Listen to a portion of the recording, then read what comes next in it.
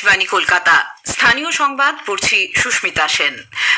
বিশেষ খবর হলো, দেশের প্রাক্তন প্রধানমন্ত্রী ভারতরত্ন অটল বিহারী বাজপেয়ীর জন্মদিনটি আজ সুশাসন দিবস হিসেবে পালিত হচ্ছে। প্রধানমন্ত্রী নরেন্দ্র মোদী বলেছেন, অটলজির উদ্যোগে গৃহীত প্রকল্পগুলি দেশের উন্নয়নের চিত্র বদলে দিয়েছে। দেশের বিভিন্ন অংশের পাশাপাশি রাজ্য বিজেপি আজ যথাযথ মর্যাদায় প্রাক্তন প্রধানমন্ত্রী অটল বিহারী বাজপেয়ীর 101তম জন্মজয়ন্তী পালন করছে। ভারতীয় রেল এরাজ্যে হাওড়া খড়গপুর ডিভিশনে রেল সেতু পুনর্নির্মাণ সহ পরিকাঠামো উন্নয়নের এক বড় প্রকল্পে 431 কোটি টাকার বেশি অর্থ অনুমোদন করেছে। দক্ষিণ 24 পরগনার মহেশতলা পুরসভার রবীন্দ্রনগরের কাছে বস্তি এলাকায় বিধ্বংসী অগ্নিকাণ্ডে প্রায় 100টি ঝুপড়ি ভস্মীভূত। আজ বড়দিন, প্রভু যিশুর আবির্ভাব দিবস সারা রাজ্যে বিপুল উৎসাহ উদ্দীপনায় উদযাপিত হচ্ছে। বড়দিনে রাজ্য জুড়ে তাপমাত্রার পারদ নিম্নমুখী। বিজয় হাজারে ট্রফি ক্রিকেটে বাংলা আগামীকাল বড়োদার মুখোমুখি হবে। আসছি বিস্তারিত খবরে। প্রধানমন্ত্রী নরেন্দ্র মোদী বলেছেন, গত 11 বছরে তার সরকার দেশের প্রত্যেক নাগরিকের কল্যাণের জন্য কঠোর পরিশ্রম করছে। জাতি, ধর্ম, বর্ণ নির্বিশেষে প্রতিটি মানুষই এই প্রকল্পগুলির সুবিধা পেয়েছেন। তিনি আজ লখনৌয়ে প্রাক্তন প্রধানমন্ত্রী ভারতরত্ন অটল বিহারী বাজপেয়ীর 101তম জন্মবার্ষিকী উপলক্ষে প্রধানমন্ত্রী রাষ্ট্র প্রেরণা স্থলের উদ্বোধন করেন, যা স্বাধীন ভারতের কৃতি ব্যক্তিদের ঐতিহ্যকে সম্মান জানাতে নির্মিত হয়েছে। এক জনসভায় প্রধানমন্ত্রী বলেন, তার সরকারের প্রকল্পগুলি দেশের কোটি কোটি মানুষের উপকারে লাগছে। অটল বিহারী বাজপেয়ীকে স্মরণ করে তিনি বলেন, তার উদ্যোগে দেশের উন্নয়নের চিত্র বদলে গেছে। ये राष्ट्र प्रेरणा स्थल हमें संदेश देता है कि हमारा हर कदम, हर पग, हर प्रयास राष्ट्र निर्माण के लिए समर्पित हो। सबका प्रयास ही विकसित भारत के संकल्प को सिद्ध करेगा। मैं लखनऊ को, उत्तर प्रदेश को, पूरे देश को इस आधुनिक प्रेरणा स्थली की बधाई देता हूं। প্রাক্তন প্রধানমন্ত্রী অটল বিহারী বাজপেয়ীর জন্মজয়ন্তী আজ এ রাজ্যেও যথাযথ মর্যাদায় পালিত হচ্ছে। দিনটি আজ সুশাসন দিবস হিসেবেও পালন করা হয়। এই উপলক্ষে কলকাতায় জাতীয় গ্রন্থাগারে এক অনুষ্ঠানে কেন্দ্রীয় প্রতিমন্ত্রী ও বিজেপির প্রাক্তন রাজ্য সভাপতি সুকান্ত মজুমদার বলেন, অটল বিহারী বাজপেয়ী দেশের রাজনীতির ইতিহাসে দিশা বদলে দিয়েছেন। তার বাগ্মিতা ভিন্ন ধরনের রাজনীতির মতাদর্শে বিশ্বাসী মানুষকেও আকৃষ্ট করতে পারত বলেও মন্তব্য করেন শ্রী মজুমদার।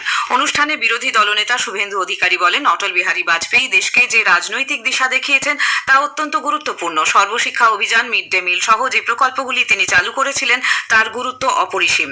সুশাসন দিবস উপলক্ষে কলকাতায় দলের সদর কার্যালয়ে প্রাক্তন প্রধানমন্ত্রী অটল বিহারী বাজপেয়ীর প্রতিকৃতিতে পুষ্পার্ঘ অর্পণ করে শ্রদ্ধা নিবেদন করেন দলের রাজ্য সভাপতি শ্রমিক ভট্টাচার্য।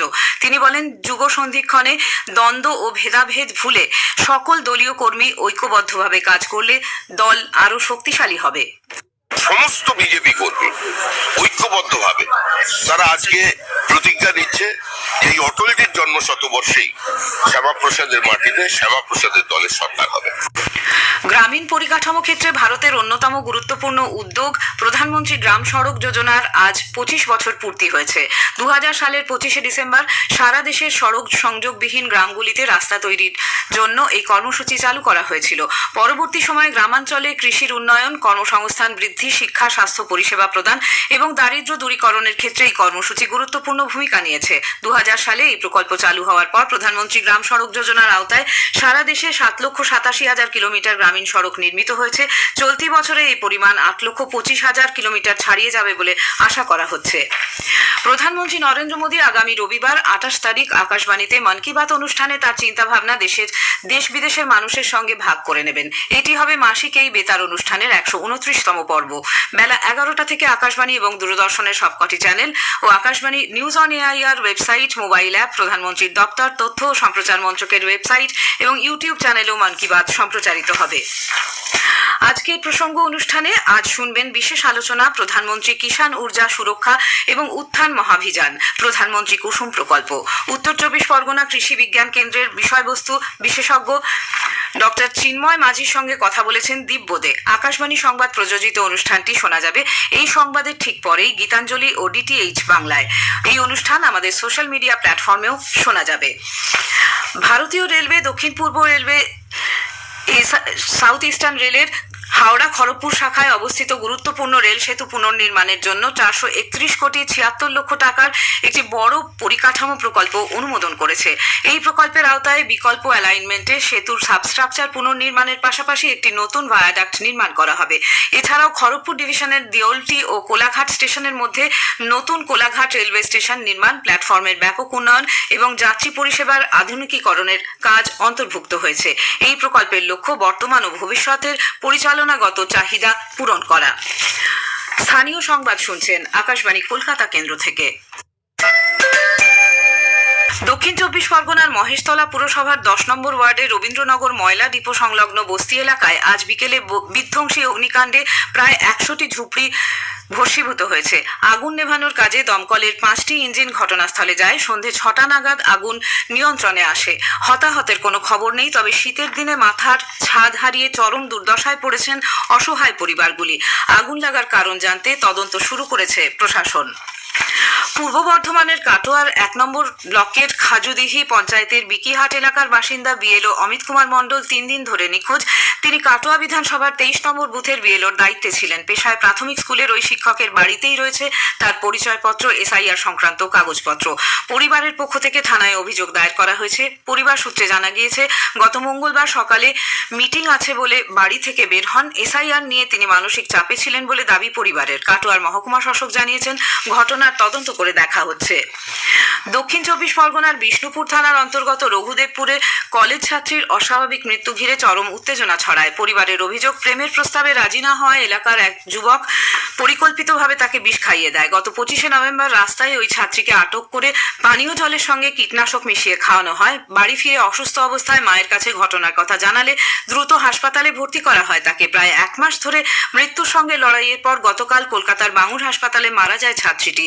মৃত্যুর খবর ছড়াতেই অভিযুক্তের বাড়িতে ভাঙচুর ও অগ্নিসংযোগের ঘটনা ঘটে। স্থানীয়দের একাংশ পুলিশের বিরুদ্ধে অসহযোগিতার অভিযোগ তুলেছে।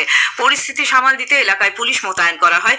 এই ভাঙচুর ও অগ্নিসংযোগের ঘটনায় 2 জনকে গ্রেপ্তার করেছে বিষ্ণুপুর থানার পুলিশ। দক্ষিণ চব্বিশ পরগনার বসিরহাটের স্বরূপনগর থানার কৈজুড়ি গ্রাম পঞ্চায়েতে এক নাবালিকার বিয়ে রুখে দিয়েছে সীমান্তরক্ষী বাহিনী বিএসএফ। এই বিয়ে অনুষ্ঠিত হওয়ার খবর পেয়ে সেখানে পৌঁছন 102 নম্বর ব্যাটালিয়নের সীমান্তরক্ষী বাহিনীর মানব পাচার বিভাগের ঘোজাডাঙ্গার হেড কনস্টেবল সহ অন্য পুলিশ কর্মীরা। বিএসএফ এর পক্ষ থেকে খবর দেওয়া হয় স্বরূপনগর থানার ভারপ্রাপ্ত পুলিশ আধিকারিককে। এরপর তারা সেখানে গিয়ে ওই বিয়ে আটকান। বিএসএফ এর পক্ষ থেকে গ্রামবাসীদের সচেতনতার বার্তা দেওয়া হয়। আজ বড়দিন, যীশুখ্রিস্টের আবির্ভাব দিবস। সারা রাজ্যেই বিপুল উৎসাহ উদ্দীপনায় উদযাপিত হচ্ছে।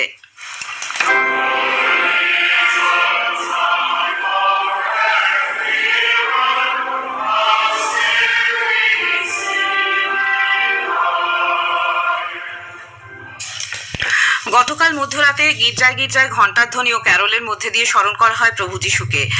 যীশু খ্রিস্ট ধর্মাবলম্বী আজ সকাল থেকেই অংশ নিচ্ছেন বিশেষ প্রার্থনায়। বড়দিন উপলক্ষে আলোর মালায় সেজে উঠেছে প্রাগ স্ট্রিট ও বো ব্যারাক এলাকা। একটি প্রতিবেদন।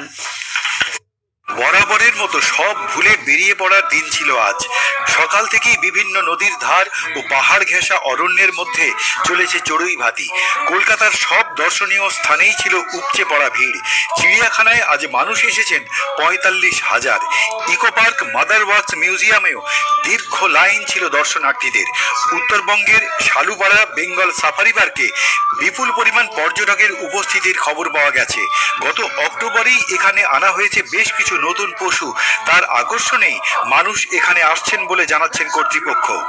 হাওড়ার কুলগাছিয়ার মাধবপুর গ্রামে দামোদরের তীরে গতকাল থেকে শুরু হয়েছে সম্পূর্ণ প্লাস্টিক বর্জিত পরিবেশ বান্ধব হাট। এছাড়া জেলার গড়চুমুক ও গাদিয়াড়ায় শহর থেকে বহু মানুষ ভিড় করেছিলেন। মুর্শিদাবাদের শতাব্দী প্রাচীন ক্যাথলিক চার্চ, আজিমগঞ্জের রোমান ক্যাথলিক চার্চ সহ প্রতিটি ঐতিহাসিক স্থানেও বহু পর্যটক হাজির হয়েছেন। প্রতিবেদনটি শোনালেন আমাদের প্রতিনিধি অভিজিৎ চক্রবর্তী। বছরের শেষে বড়দিন থেকেই রাজ্য জুড়ে শীতের প্রকোপ। কলকাতা সহ রাজ্যের বেশ কিছু জায়গায় আজ এ পর্যন্ত মৌসুমের শীতলতম দিন। আলিপুরে আজ সর্বনিম্ন তাপমাত্রা রেকর্ড করা হয় 13.7 ডিগ্রি সেলসিয়াস। একটি প্রতিবেদন।